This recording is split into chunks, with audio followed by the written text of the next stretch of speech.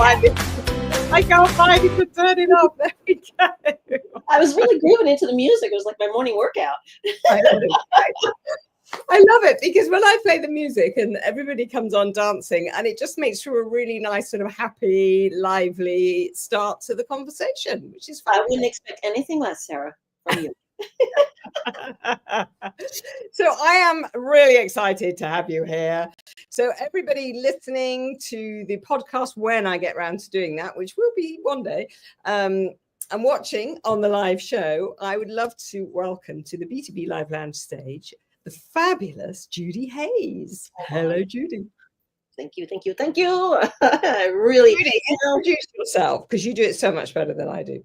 Oh, me? Oh, I'm just a humble girl from Brooklyn, New York, who happens to be fascinated with LinkedIn. And I have dedicated myself to learning what makes this platform work. And I share that knowledge with my clients and my colleagues. And it's just an amazing community that we have built. And Sarah, you're in London and I'm in New York. And it's like we connected on LinkedIn. I know. So that's the power of this network. It's so fabulous. It really is. And there are so many hundreds of people that I've met on this platform that, yes, of course, business and all of that, but who have become my friends and even colleagues, because we share information and we talk to each other and all of those things. And, the LinkedIn community itself, I just think is wonderful. But yeah, LinkedIn is just such a magical place. So yay for LinkedIn. It really is. It's been interesting. I mean, I got involved in LinkedIn back in, I'm going to say like 2008 was when I first, created my account. And back then I remember the terror of having to post something. Like back then you had to put a status update. Like, what am I working on? Oh my goodness. I mean, I was just so afraid of, if I say the wrong thing or what do I do? And over the years, I realized that there's two functions on LinkedIn that are really special. One is edit and the other is delete. And there have been many times where I might have posted a comment or something, and then I'm in my car driving away, and it's like, I probably should tone that one down a little bit, and I'll go in and edit or whatever. But it's a great tool. It really is. I love that, edit and delete. That's absolutely brilliant. No, it is. It's just such a wonderful platform. And I tell this story a lot. Of my first video that I ever put up on LinkedIn was, I think it was my second ever post, and I thought, I'd do a video, yeah. And I spent all day recording this flipping video, and I didn't know how to edit back in those days, so it had to be a one taker, and I didn't know where to stand. I didn't, and I just went all day, and it got to kind of school pickup time, and I had to go and get the kids. I was like, right, I've just got to put something out, So I chose one of the cuts that I'd done, and I put it out on LinkedIn, and I walked to school to collect my kids, and I felt sick all the way there. No, what have I done?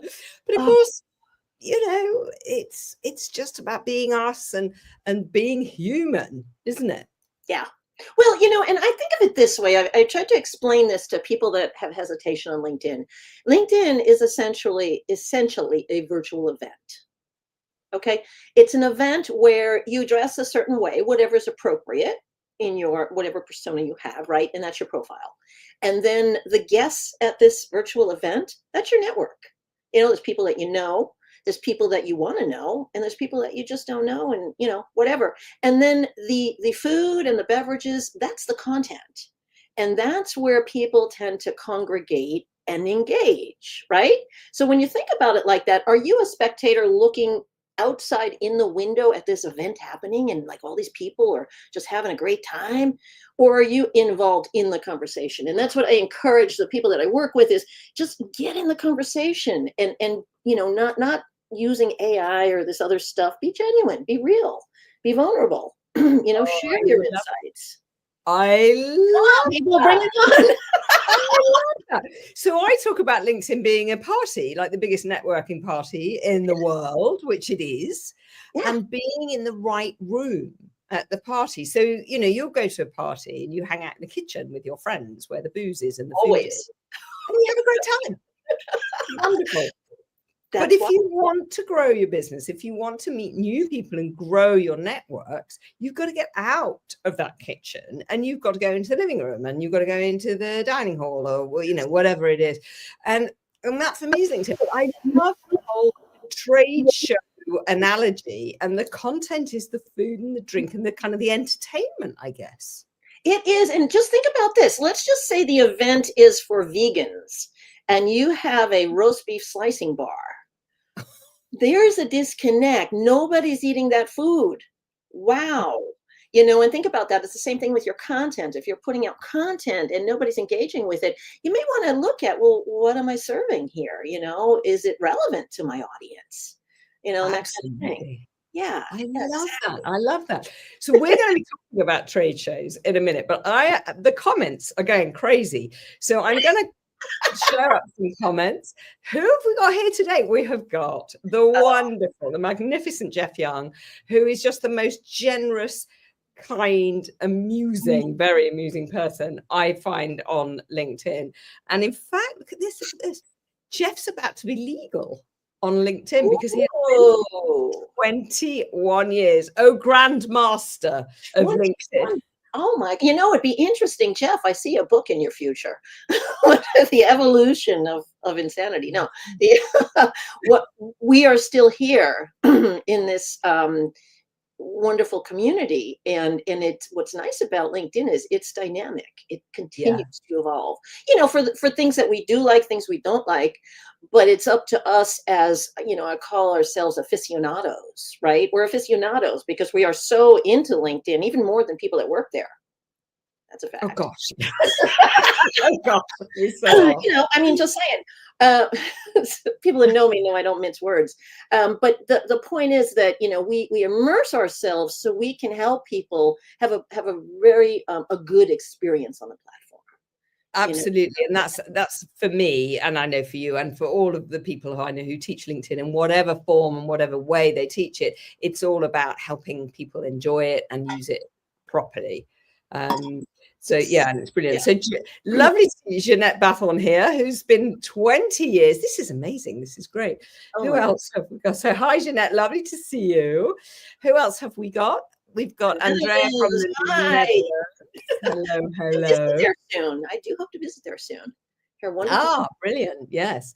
Simon Raybold from the north of England. Will there be good music? Well, of course. And if you stay to the end, Simon, you will hear my lovely music as we play out, because we play ourselves in with music and we play out with music on the live show here today. Jeff, it is a party and the snacks are yummy. And somebody, we can't see who their name is loving the party analogy. Hello, hello. So it's great to see everybody here. Brilliant, brilliant. So, Judy, we were talking about trade shows and the whole party show. And the reason we've kind of gone into that analogy is because that's your niche. It's one of my niches. It's one of my niches, and I will say this: my gateway drug is LinkedIn, and a lot of my clients come to me through, you know, optimizing their profile or training their team, and then when we're talking about, you know, where they're allocating their marketing dollars, you know, there's a good degree, because I'm in the business to business professional service space, right, and smaller companies, and so they're investing, you know, a minimum investment in a trade show is like $20,000, you know, to have a booth. I mean, they go up into $100,000. And the conversation started with, well, how are you validating, first of all, it's the right show, right? And then how are you leveraging that audience that, you know, is attending that show? Is it the usual tchotchkes at your booth and the typical, you know, follow-up after, you know, those annoying emails when you get put in some kind of funnel thing, you know, it goes nowhere. And so I've been looking at innovative ways to get a return on that investment. And one of the things that we tested last year, which was phenomenal, and I did it with my colleague, Bryn Tillman. So if there are any Bryn fans here, we were invited by one of my clients to do on-site mini makeovers. at a large supply chain trade show. And the company that invited us to do this said, there's always these headshot studios at these trade shows, right? Where they'll do your headshot. That's great, and there's always a long line, and it's fun. And they said, what do you think about doing on-site mini profile makeovers? And I was like, okay, we can do this.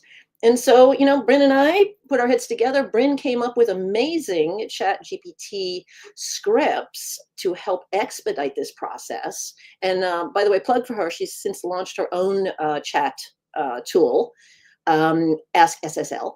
And anyway, we wound up setting up a whole system. And in the course of 2 days, we optimized 93 profiles. Mind blowing.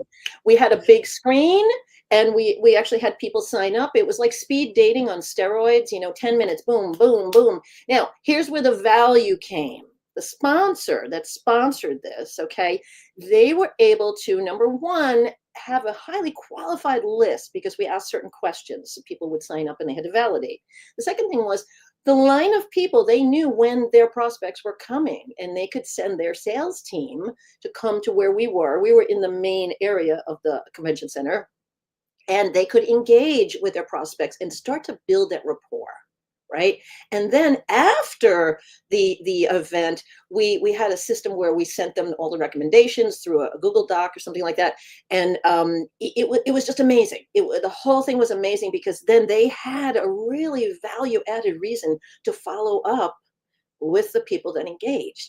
So this is something that I am working on launching with more trade show producers, but it's really become, a way to get that return on that investment, as opposed to getting your name, like on the elevator or something. I mean, what does that do, right?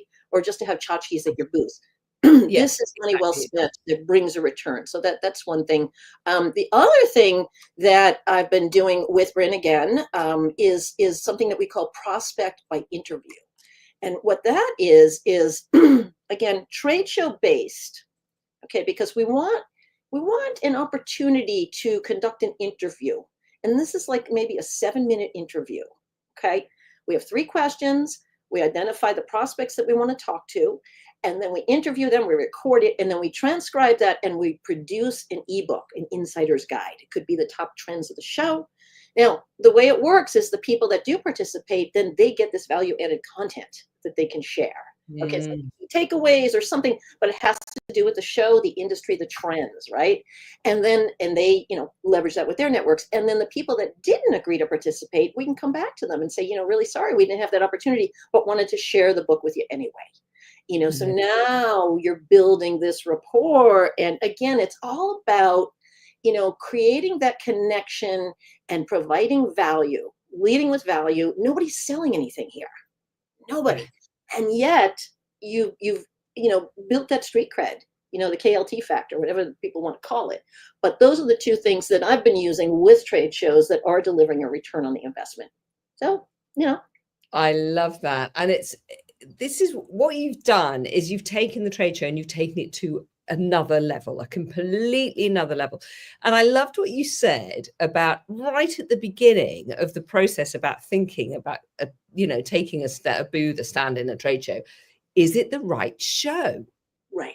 Because so many people spend all this money. I've done it myself, and it was the wrong audience. It just didn't land. Nothing really landed for me. And it was a great PR exercise, no question at all. But the audience weren't quite right. The whole thing wasn't right. I mean, I was speaking at the event anyway. And so I thought, well, I'll take a stand because I'm speaking anyway. So it kind of makes sense. Right. But, for me, it was a lot of money, a lot of time actually is more important, 2 days out of my business to stand on this, this booth.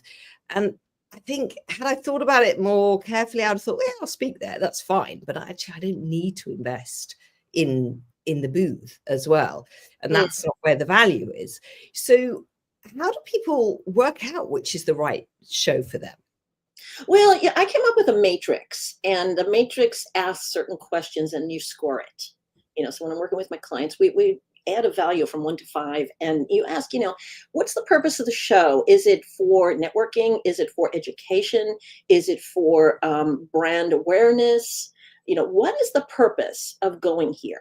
And then of my team or the client's team, who are the right people to be representing or to be participating for that reason? And then what is the committed outcome? And a lot of times I will encourage my clients to do some kind of write-up, some kind of review. Maybe it's during the show, before the show, after the show, but take pictures. People really enjoy seeing other people. There's something, that goes beyond anything that you see. Once you see people, it's fun, And so, we go through this criteria, and then it's a planning process. It's like, how do you start connecting with some of the speakers and the exhibitors and the sponsors before the show? Right? Yeah, Because you want to start absolutely, absolutely. and it's so great because most shows will have all that information on their websites. It's there, Mhm. Yeah. And by using Sales Navigator, and you put in your persona and you filter, by who you want to connect with, you can start that conversation. And then if you, the person, start sharing content about the show, what you're excited about, what, maybe even spotlighting some of the exhibitors that are going to be there, something like that, you can whole series, and you're creating that build up of momentum. And then during the show, you've already broken the ice. So it's not a cold engagement, right? And then it's the follow up after. And that's where most people drop the ball, or they use, their scanning badges, whatever that system is. And you get these ridiculous emails, and I collect them. I call my bad email file. And, this is the last time I'm going to reach out to you now. It's like, okay, I'm not going to. Great, thank you. Good, block, delete, spam. Just bringing this to the top of your inbox. Yeah, or the other way is, I'm so glad we had a chance to talk. I mentioned to you I was working on this insider's guide, and I'd love to share it with you and ask permission. Would you like to have it? Oh, instead of, just giving people random links. That's how you build the trust. That's how you create the value. And that ultimately, when your ideal prospects have a problem that is to the point where they need the relief, guess who has been showing up all along and is top of mind? It's you. Absolutely. And so there you have it. There's the return. In a nutshell, be consistent, be helpful, add value, be kind. And interestingly, I love this because Jeff Young has commented and helped the LinkedIn user who we can't see their profile. He's explain to them what to do. How brilliant is that? There's the community. Anytime somebody asks, I know that there's an answer there. And by the way, one statistic, and I will tell everyone today, this is like a public service announcement. Please download your connection database, because LinkedIn has just made it a step more difficult. This is your gold mine.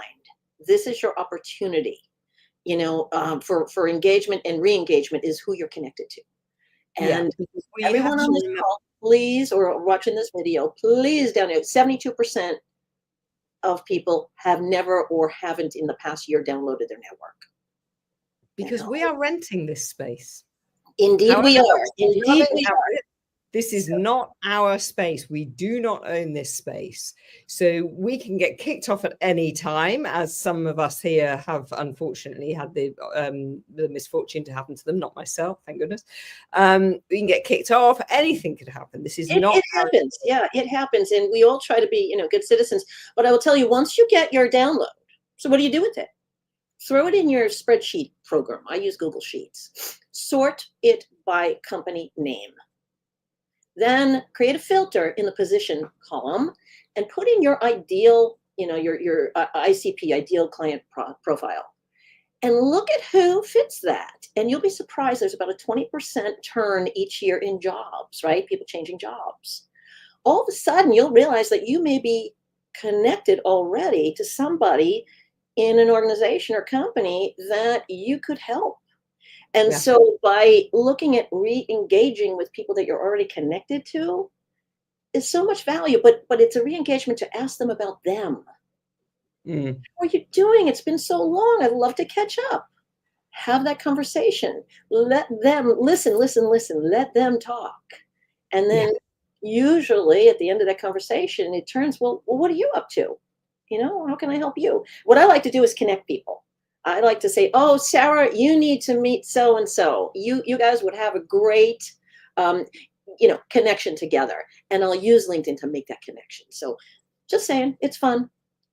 Yeah, and I think you're absolutely right about the audience that you have already. And I think there are too many people on LinkedIn who aren't using their audience that they have already. And they think, I've got to make more people. I've got to meet more people. I've got to, splattergun everything I do all over LinkedIn. And then lots of people will come. But actually, it's about being much more targeted and focused and looking at who's already there and talking to them and building those relationships rather than going out all the time and starting new relationships and hoping that they will then buy from you or whatever it is. And I was talking to my group actually this afternoon, and I said to them, you wouldn't ask somebody to marry you on a first date. And actually, if we look at building relationships in terms of marriage, getting married is, it's an effort. It's a long time. But once you're married, once you've got that relationship there, then build on it. And that's a much easier process. Well, back to the trade show analogy, how many times, I guess back in the day, you collect business cards, right? And then they go in a drawer. What do you do with the business cards? And that's akin to collecting connections. And I am much less into vanity metrics. I could care less about vanity metrics. What I care about is relevant metrics, because there's a big difference. I don't care about having 1 million views or going viral. It doesn't help, okay? But I do care that the people that I want to reach, that I'm getting through, and we're making that connection. That's the important part, because it's all about value. It's about the quality, not the quantity. Yeah. And with the algorithm these days, I test all different formats and different theories.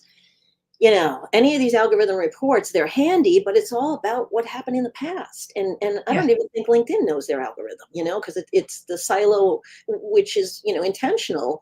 We should be concerned about producing content that is relevant. Relevant content will always rise above, the memes and everything else, because that has the evergreen longevity. The other stuff absolutely it does. And people can get so bogged down with, my post has got to look like this, it's got to have this many words, it's got to have this structure, or my video, oh no, I've gone over a minute, it's too long. It's about the value that you're giving to your audience, and that's what's important. Yeah, it's all about value, and it's like nobody wants to be sold to, but everybody loves to buy. And I'm gonna make a trip to London, and I'm gonna reach out to Sarah and say, Sarah, what are some good places to stay? Where do you like to eat? What are some good activities? Because I know you and I trust your recommendations. It's like that in business too, So really, we have so many opportunities with this delightful platform, and I'm just glad everybody's here. And if there's any questions, go ahead and put them in the chat. We'll be happy to address them. But there's some interesting comments. There aren't any questions. So I love this one. Simon Reynolds. Worst case scenario, I've been trying to call you, but with no luck. So please accept this email. Oh man, that's well, you know what? I did set up a Google voicemail or a Google phone number. And that's the one, because my cell phone is like sacred. I don't want to be getting these crazy texts on there, or did you see my email? I was like, who is this? Oh, yeah. Oh, I got on the other day. Do you want to jump on a call?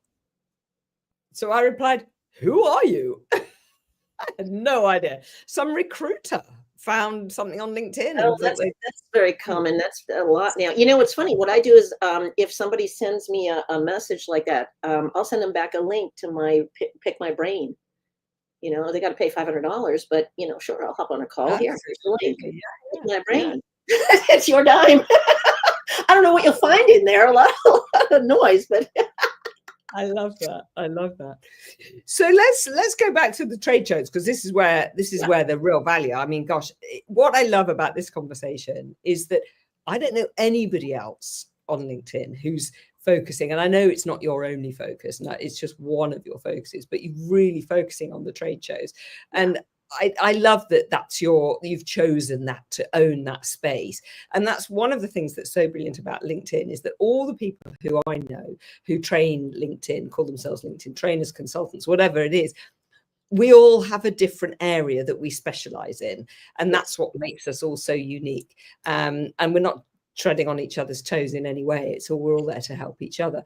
So you're owning this whole trade show space, which I think is fantastic, because you're so right, Judy. People spend a fortune setting up a trade show, and so many missed opportunities there.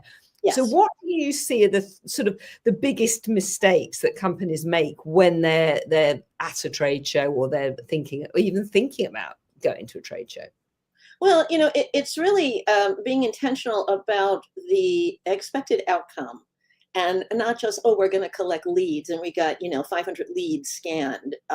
Because again, that's a numbers game, and there's really not a lot of value. Now, it depends. If you're selling a commodity, that might be appropriate. If you're selling a high trust, high ticket service, then it really is based on trust, right? So, yeah. It's that factor. So what I would say is that having a plan. I know very few companies that really get into the plan, and maybe having marketing and sales have a conversation, because marketing is all about branding and awareness, and it's a different language. Sales is the lead, the pipeline, the conversion. It's very numbers oriented in that sense, and a lot of times the two don't communicate. Now, there is something called sales enablement, and that's where, the insider's guide, the prospect by interview, comes in as a good piece of content that serves both purposes, because it brings in the brand visibility, and it also provides a reason for a conversation. And I think that going through an evaluation, setting up some kind of matrix where you score. And if anyone is interested in that matrix, reach out to me on LinkedIn, and I'll be happy to share it with you. But the matrix really puts in what criteria you deem important, and then ranking it, and then looking at the shows in the industry. And I do track certain industries and the shows in those industries, and then saying, oh, we wanted to send people to this show, but it has a very low score. Because it's not going to, be our right audience. It's very expensive, or, whatever it is, whatever the criteria. But then there's some that this is a really good show, and we should be sending people here. And, there's a couple of different ways that companies participate in shows. Obviously, the sponsors are what makes it happen. Then there's the exhibitors, which are different than sponsors, sometimes the same. And then there's attendees, right? And then there's speakers. Okay. So attendees might have a different objective than an exhibitor. Okay. And as well, right. And a lot of times what I find is, if you want to be a speaker like you encountered, it's a pay to play, and you got to be a sponsor. Yeah, you see, I didn't have to pay to play, and I've spoken at a few now, and I'm really lucky that I live really close to the Excel Centre, which is really in London, which is really close to me. And I've been asked to speak at various events there, and I've never been asked to pay, and I've never been expected to take you're known, Sarah, you're known. I don't know why. And everyone says to me, oh, why haven't you got a booth? Surely they made you take a booth. I was like, no, they didn't. I'm just here, and that's, for me, real value. If you see somebody who's speaking on a stage and they don't have a booth, that means the exhibition centre, whatever it was, really wanted that person. Oh, absolutely. And it's the same way with like podcasts too. A lot of podcasts now have media kits. Yeah. So you make an investment. It costs money to do things. So it's just a matter of kind of weeding out, different. Right. We have a question that's just come in from Carl Conroy. Who would you consider the most important role or title to reach out to you if I wanted to work more in the event space as a video strategist? Ooh, I love making people and forming genuine connections. Events seem to be the best place to do that. That's a really good question. And so Carl, you're thinking about working for the event itself to video the actual event. I'm guessing that's. Yeah, it could be, like there's companies like Freeman, and I'm talking about in the US. I know in globally, there's other companies that are producing events, but Freeman is one of the companies I'm familiar with that has a lot of the back end. They're doing the setting up of the floor and doing all that stuff, and so they may be recommending that. But I would look at show producers. I would look at what industries, any shows that are out there. Go down to the bottom of the page and see Emerald is another show producer. Look at who's producing the shows. Sometimes it's trade associations. You can get in through a trade association or a, nonprofit. Different companies get involved in producing industry shows. I would say that, like CSCMP is in supply chain. There's the SIA in security industry, so there's different entities that these shows are produced from. And I would find those people. And then obviously it's going to be somebody in marketing or looking for video title, and maybe even attending some of the shows that you can get into. I'm fortunate to have Jacob Javits Center right here on the west side of Manhattan. And I can go there, and there's certain shows I can walk into, if I have a credential, and talk to the show producers. They usually have an office that's not on the trade show floor, so you can hit it in the vestibule, in the lobby there. But talking to people and start to build up a rapport. It takes a little bit of research to find the right people, but every time you talk to somebody, make sure you ask, okay, if you're not the right one, who would you suggest I talk to? Exactly. And then you can say, okay, I'm going to talk to Carl suggests I talk to Jeff. Hey, Jeff, Carl suggested I talk with you. I already warmed up that conversation. He's like, oh, I know Jeff, right? Yeah. So because everybody loves the recommendation. Now, Carl's asking about, and this is something that's quite interesting. Carl's asking about the speakers, maybe getting videos of the speakers. So go and do exactly what Judy says. Go along to these places, go along to the exhibitions, and speak to the speakers. Go and see, or you can look at the program. So what I would do is look at the program, see who's speaking, and connect with them on LinkedIn, and start building that relationship through LinkedIn. Yeah. And then when they're next speaking, go along, meet them in person, but you can start that relationship on LinkedIn for sure. That's how there are some restrictions. I know that one of my clients does, he speaks on panels, he facilitates panels. And a lot of times in the security industry in particular, one of the shows doesn't allow you to do any videotaping. So the show itself would want to do the videotaping because they want to own that content.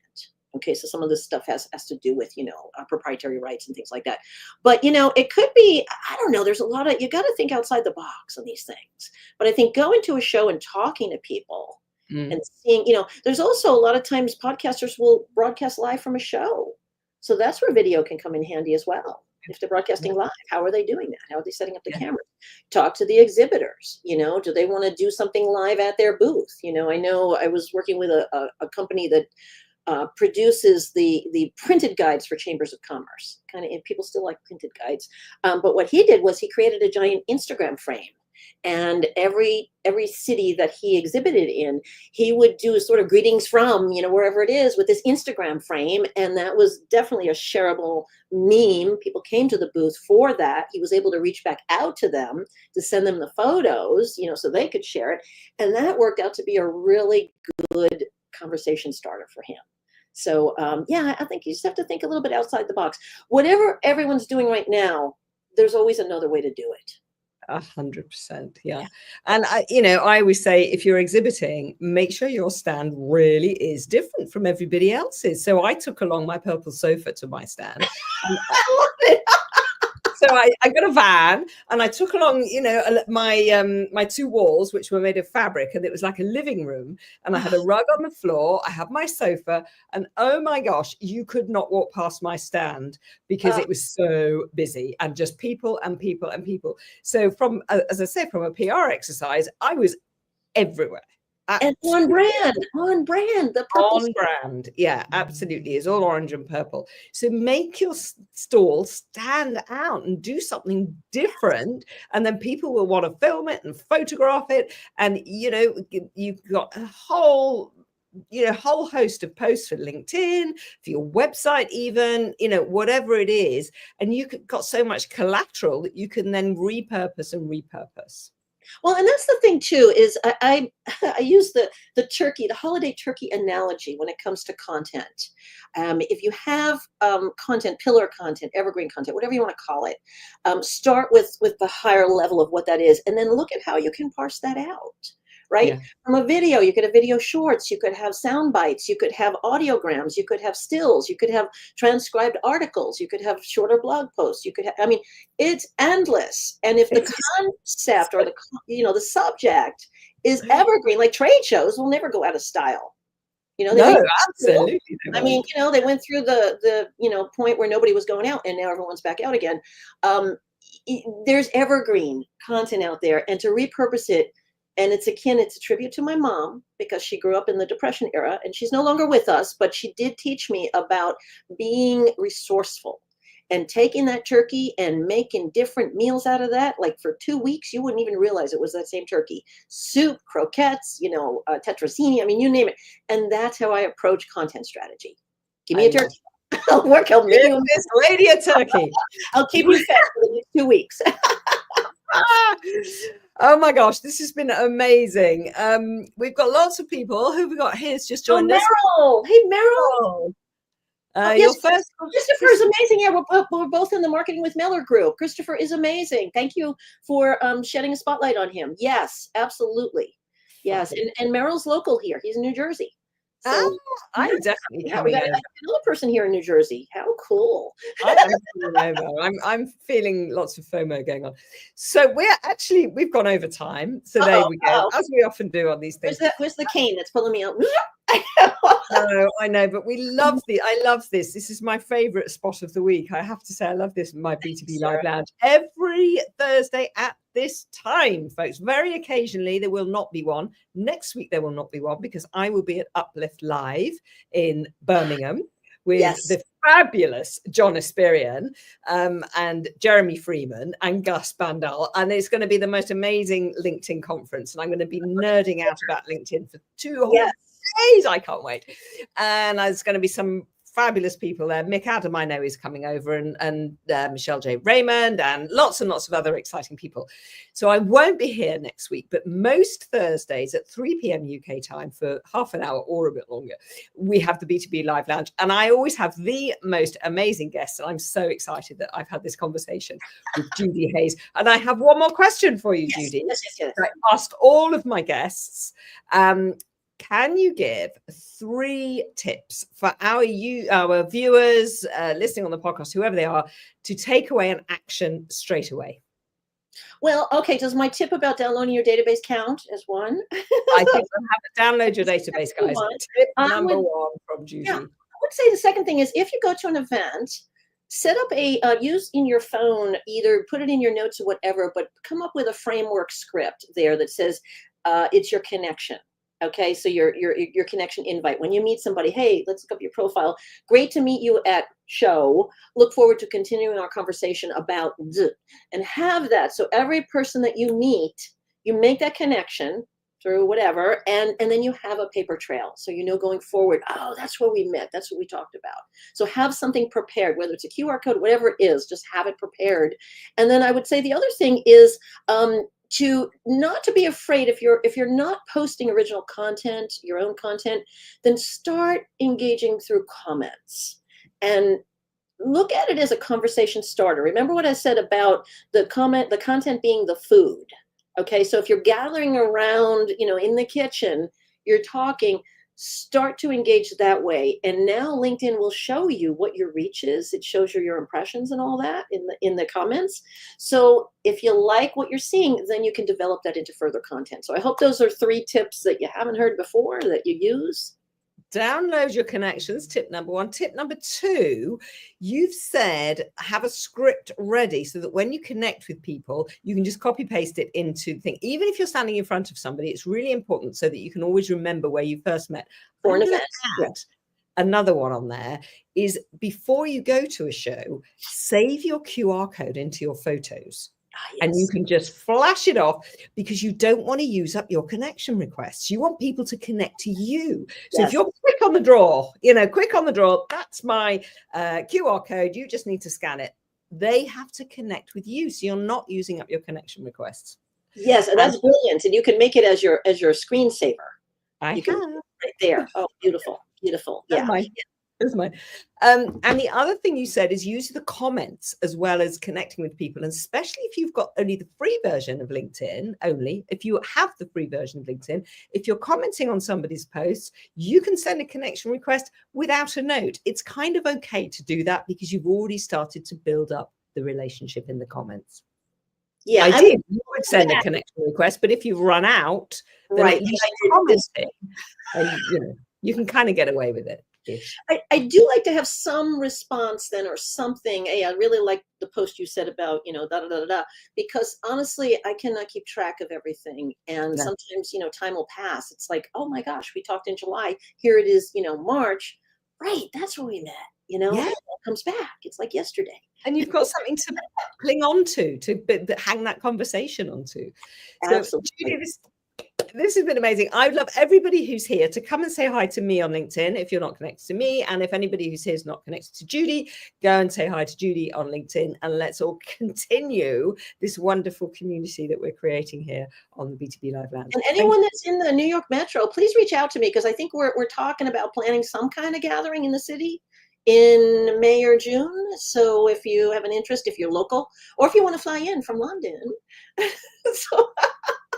Which I may well do. May, no, June, maybe. Yeah, we've been known to have some fun gathering. Real aficionados, yes. Right, and now we have, I don't know if Simon Raybould, if you're still here, I do hope you are, because we're going to play out with some music. So thanks, guys, and we'll see you in a couple of weeks.